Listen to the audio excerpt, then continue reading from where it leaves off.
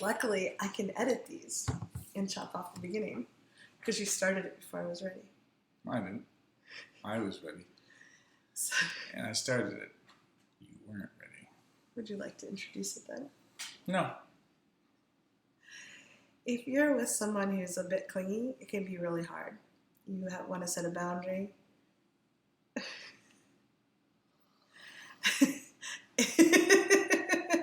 It can be very disconcerting and uncomfortable. Wow, that's almost creepy. Wow, that's really creepy. So what do you do? Reid, Malcolm from readaboutsex.com. What? Cathy Fartulli from the intimacydojo.com? When someone's ultra clingy, what do you do? I love your website. So if you're into energy, one thing you can do is imagine that they're pulling, that a lot of people pull. There's like tendrils of energy going out and kind of pulling at you. And you can imagine gently and caringly taking the tendrils off and putting them back on themselves. Oh, nothing to touch me. If that doesn't work, you may need to talk to them. You should always talk to them, I think. Yeah. You should be like, hey, this is something that I'm noticing. Yeah. Or this may not be real at all, but in my head I have this thing going on. Mm-hmm. And I want to share it with you. I'm experiencing you, or maybe I'm just concerned or worried about our relationship getting really clingy. Getting weird. And it's weird for me, and I just need to say it. Mm-hmm. And you can kind of say this as just kind of like, hey, I may not be right about this at all, but I need to share this with you because you deserve for me to be honest and transparent with you, which is you role modeling for them to be honest and transparent back. Some people may not be aware. There's been times when I was really focused on someone, and it might have occurred as clingy or needy, and maybe I was. But if someone speaks to you and tells you, rather than just walking away and ignoring it, there's a chance to save what could be a really good relationship or friendship. So just bringing it to people's awareness that it occurs to me that you're really kind of, I love the analogy you used once, peeing on the bush. Mm-hmm. Like, dogs or cats will pee on a bush to indicate it belongs to them. And I don't like to be possessed. So if someone's occurs to me as peeing on me, like trying to own me, sharing that experience allows them to modify their behavior, or at least have some insights about it. Other things you can say is you can be like, hey, your enthusiasm is occurring to me, like it's feeling very claustrophobic. Would you mind, creating a little bit more distance or being less enthusiastic about our connection? And I have said, to people, like, I feel like you're claiming me in social situations. Peeing on the bush was the phrase I used. And I just this is the phrase, I wanted to check in with you. Does that have any relevance? Is that real at all for you? Is it just me? Am I just making it up? Am I just making it up? I think can be really useful and gentle because people can be like, yeah, you're totally making it up. And you basically call them out on something without like having to blame them. Yes. And then if somebody gets pushy or weird with you, when you've already spoken up the first time, and I get that for some people this can be really challenging. Just finding your words can feel really confronting. Mm-hmm. But then, for me, it's like, is this just me?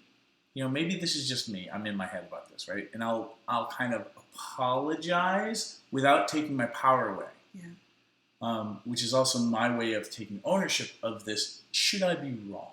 Yeah. But when you call people out that first time, the second time it's easier for you to speak up and be a little bit more direct and be like, I really do feel like you're being bossy with me or kind of like energetically spooging all over me. Yeah.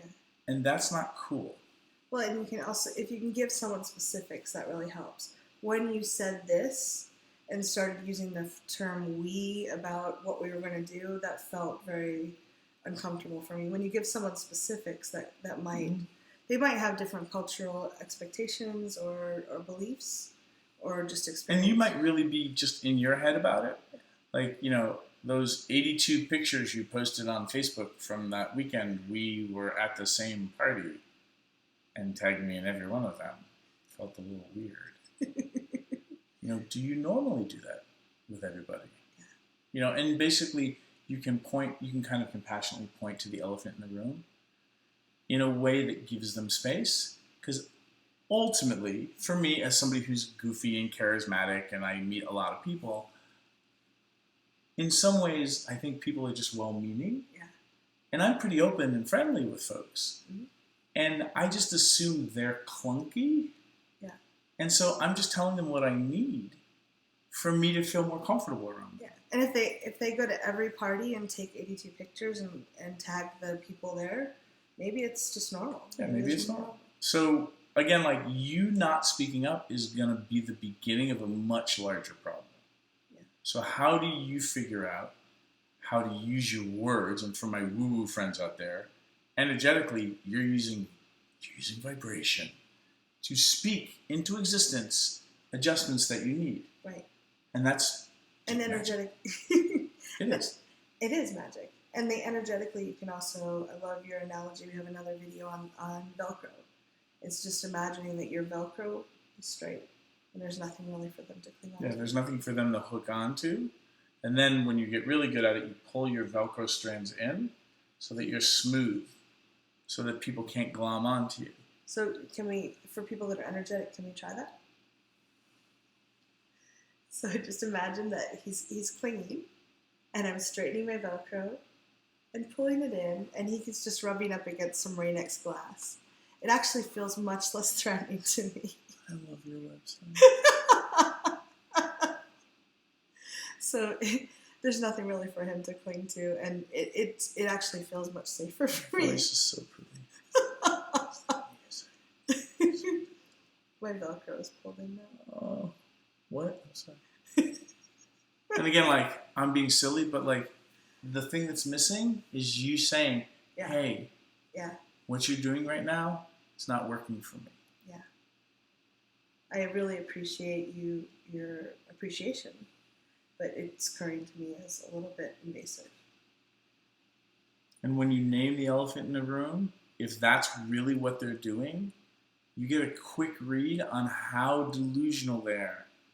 Because they either have to cop to it, and they might not cop to it, verbally. Yeah.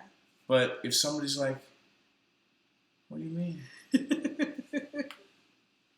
Man, I love being around you. Then you're like, okay, this is a whole different situation that we need to deal with. And again, you're going to need to use your words. Yeah. And by the way, you asked me to take the pictures at your birthday party. That's true. She's a great PR person. Please leave comments below and let us know what you notice. If this works for you, if you have upgrades, we'd love to hear them. Yep. Thank you.